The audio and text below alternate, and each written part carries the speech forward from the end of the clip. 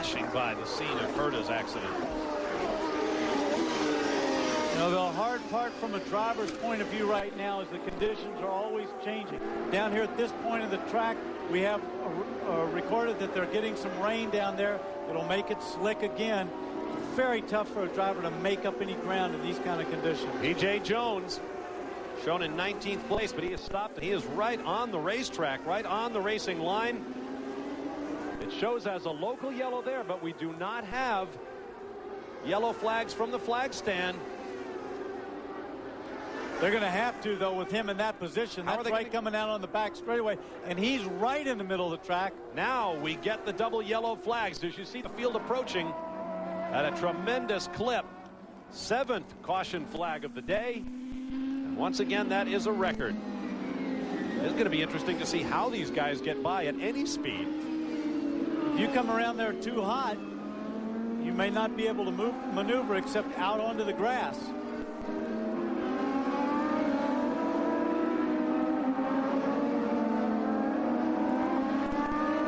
Overhead, you see Jones stranded in the middle of the racetrack. His mom and his brother Page are here this weekend. Page, who suffered a tremendous accident a couple of seasons ago, still on the comeback trail. Looking good, following his brother's progress with Dan Gurney's All-American Racers team. Leader in the pits. Gary Gerould is there. We watch with the crew. He's in the first 2 pits. Right on the marks. This is going to be a short fill. We think only 10 gallons of fuel going on board. There, they've disengaged. He's rolling. That was under 7 seconds. Terrific stop. Mauricio Gugelmin moves into the race lead as Zanardi makes his way down the pit lane, looking for his 2nd victory of the year. He won in the streets of Long Beach, California earlier. He comes into this weekend in 5th place in the standings in the middle of a 4-driver battle over 4th. His teammate Jimmy Vasser has 69. Zanardi has 67. Scott Pruitt is in 6th with 65. And Gilles de Ferran is 7th with 61. That scuffle going on behind the top 3 in points: Paul Tracy, Michael Andretti, and Greg Moore. We'll be back live, hoping for a green flag here at Portland. Stay with us.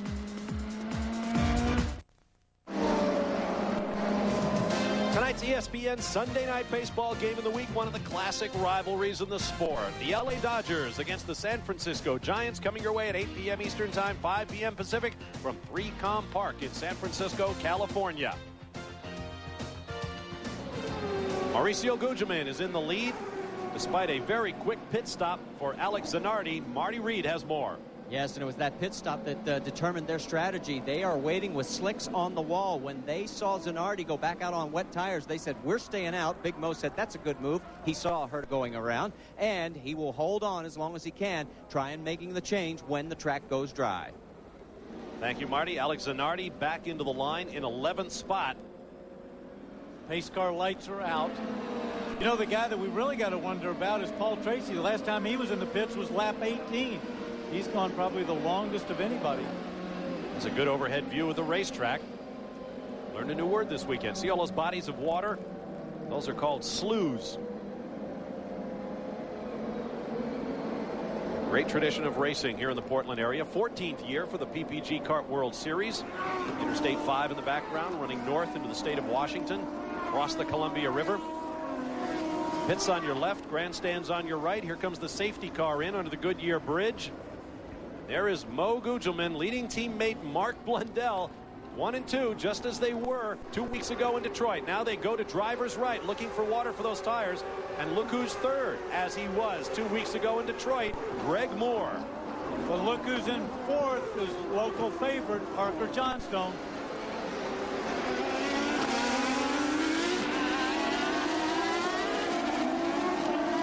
Pac West teammates able to pull away from Moore. And you see that drying line.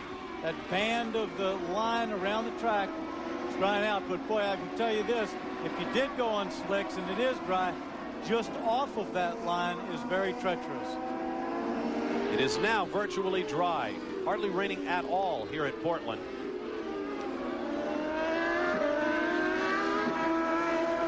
Once again, Mauricio Gugelmin and Mark Blundell try to break through for Bruce McCaw and the Pac West team.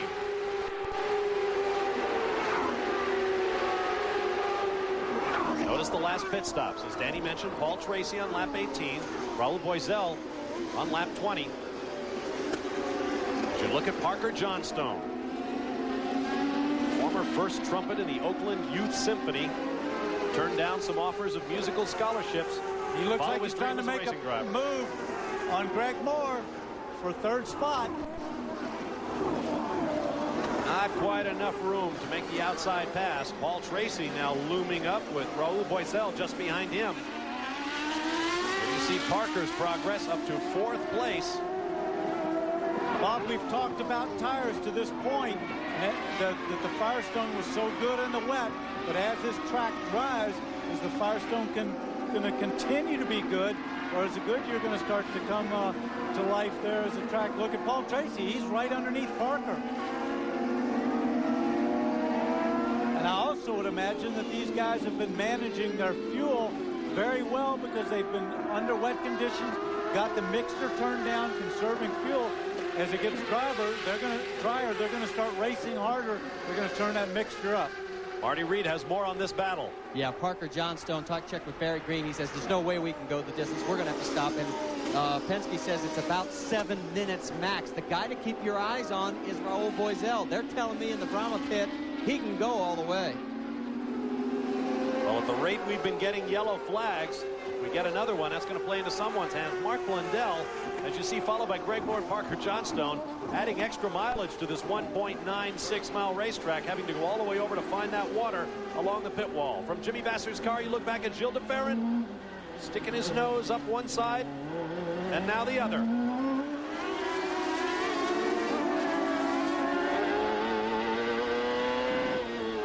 He's got Alex Zanardi right behind him, breathing all over him after that very quick last pit stop.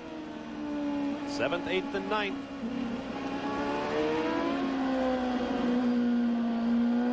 We've had 7 caution flags thus far. Roughly an hour and 45 minutes of racing.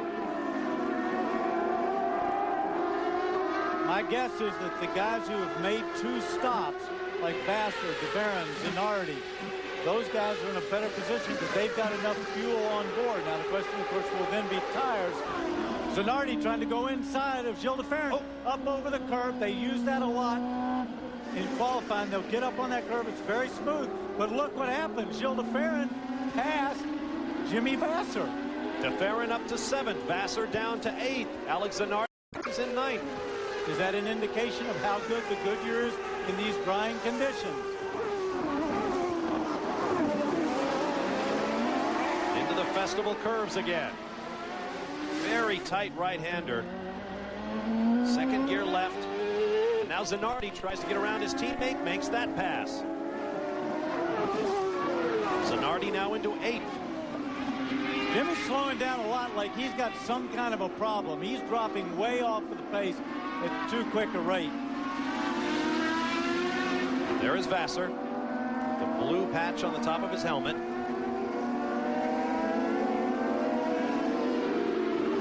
Mr. Consistency over the last couple of seasons with 25 straight finishes. 15 of those point-scoring finishes. Paul Tracy. Bright orange and white Penske. Chasing the green and white machine of Parker Johnstone. Right up on the gearbox. Look at these 2 different lines. Parker turns tight, goes up the inside. Paul Tracy tries to let it go to the outside, and then Parker goes over all the way to the left of your screen, trying to cool the tires off. Whoops, we got Adrian Fernandez off and on in 9. Michael Andretti bottled up behind Michel Jourdain Jr. See how much the visibility has improved, if that's the right word, on the front straightaway. Gary Gerould. Well, we're checking on Mauricio Gugelmin, and I just overheard Andy Brown, who's on the radio with the crew, and he says we got 16 minutes of fuel. They know it's going to be a timed race, and it's going to be roughly 19 to 20 minutes of racing time left. You do the math, they're going to come up short. Oh, my. After the events in Detroit 2 weeks ago. Well, what they're calculating now is they're hoping for another yellow to make that stop under yellow to not lose too much ground. With fingers and toes crossed. Here comes a battle. Greg Moore, Paul Tracy. Well, let's not forget the amazing part is that Paul Tracy last stopped on lap 18. So he's gone incredibly long on that amount of fuel. Paul Tracy got around Parker Johnstone. Now does battle with Greg Moore over third place. Moore runs over to the well one more time for another bucket of water, as does Mark Blundell ahead of him.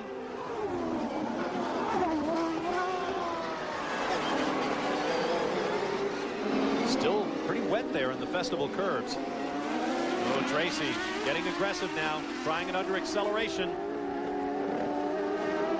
Tricky spot to pass there.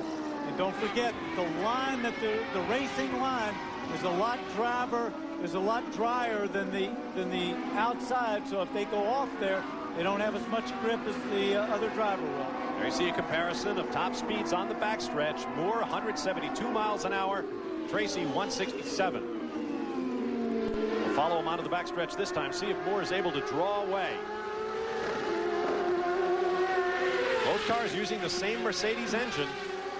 A Reynard chassis on Firestone tires against a Penske chassis on Goodyear rubber. Tricky spot to pass as the track gets drier. That is a faster and faster corner. The sky continues to lighten as Paul Tracy gets on the gas. Moore stumbled slightly, and Tracy is up into third. Greg Moore got very sideways coming out onto the straightaway. Paul Tracy took advantage. So the order is now Gugelmin, Blundell, Tracy, Moore, Johnstone, Boiselle, DeFerrin, Zanardi, Fittipaldi, and Walter Salas now in 10th place, despite that spin in the festival curves earlier in the race. We anticipate pit stop shortly.